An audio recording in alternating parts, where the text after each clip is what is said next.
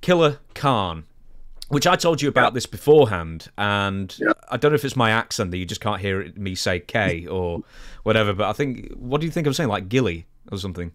Yeah, I think you were saying Gilly Khan, like you're like a sister or something to Tony Khan or maybe Nick Khan. Gillian Khan. No, it's the father of Tony Khan, Killer Khan. He sadly passed away at the age of 76. So he left the WWF and the wrestling business just completely done in 1987. He was just on the tail end of a WWF run. He was working with Hogan a lot. Maybe he made enough because he worked with Hogan a lot on the house show. So maybe he just made enough to just retire, and then he became a restaurateur and bar owner in Tokyo with various different establishments, and he worked the front. He worked at the front. You know, people would go up to him and shake his hand and ask for a photograph for a signature or something. So it was good stuff. He was serving customers when it wasn't so much a heart attack, but it was essentially his just an artery just basically just went boom. Just exploded. Yeah. Aortic abdominal aneurysm. Yeah, yeah. It was all. Yeah, it went completely. It just went completely. He was pronounced dead at the hospital. I don't know if you ever met Killer Khan. I know you're in the WWF in '86, so maybe you'll have to answer this more as a fan. But Killer Khan, did you ever meet him, and your predominant memories of him?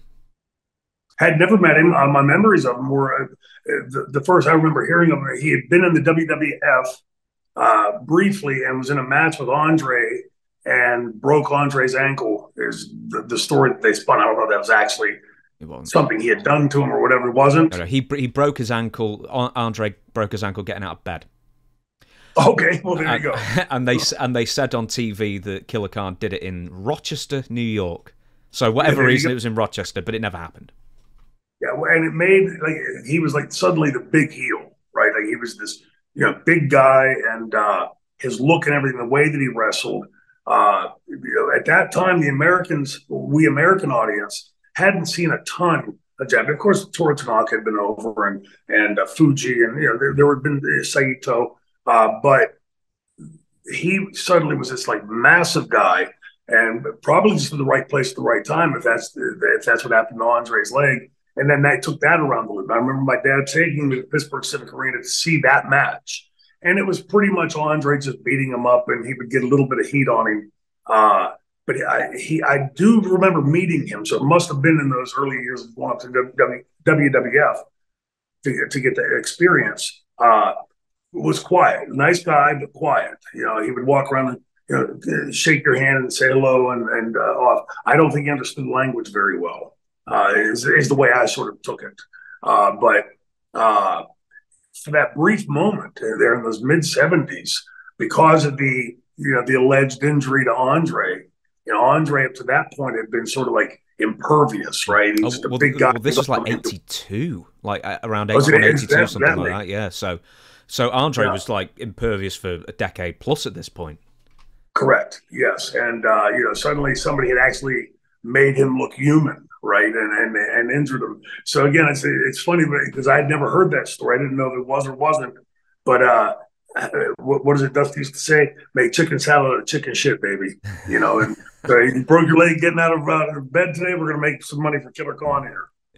I remember when I was maybe just coming into a teenager, and on Sky Sports we used to get, for whatever reason, 1987's Wrestling Challenge, and Killer Khan would always be on it.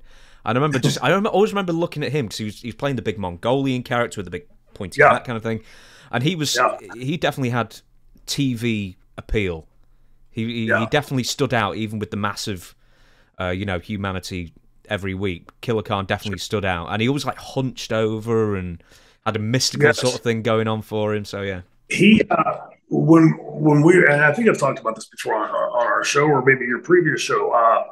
I was a senior in high school and senior class president, so we had to raise money. So we had, through Dominic, had gotten us a show for the WWF in the New Brighton High School. Killer Khan was on that. Killer Khan wrestled, it was King Kong Mosca. And I think, if I'm not mistaken, I think Killer Khan wrestled Ivan Putski, I believe. Fabulous Moves on the show. Andre was on the show, and Andre had gone out during the Killer Khan match, and there was like sort of a standoff thing.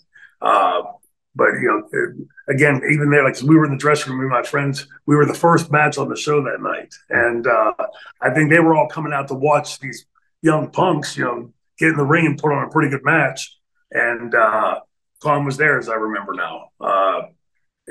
Again, polite, quiet, and I had not heard of his passing. So for his family and his fans, condolences. Glad to hear that he had that different life after the wrestling business. Interesting.